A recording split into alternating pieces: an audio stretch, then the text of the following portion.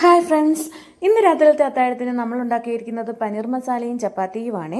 ആദ്യമായിട്ടാണ് ഞാൻ പനീർ മസാല ഉണ്ടാക്കുന്നത്, പക്ഷെ ഭയങ്കര ടേസ്റ്റാണ്. നല്ല എക്സ്പീരിയൻസ്ഡ് ആയിട്ടുള്ള ഒരാൾ ഉണ്ടാക്കുന്ന പോലത്തെ ഒരു രുചിയാണ് ഈ തോന്നിയത്.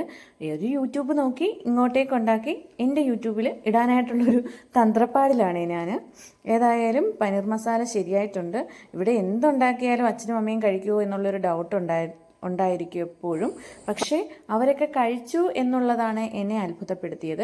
ഏതായാലും ചപ്പാത്തിയൊക്കെ ചുട്ടെടുത്തിട്ടുണ്ട്.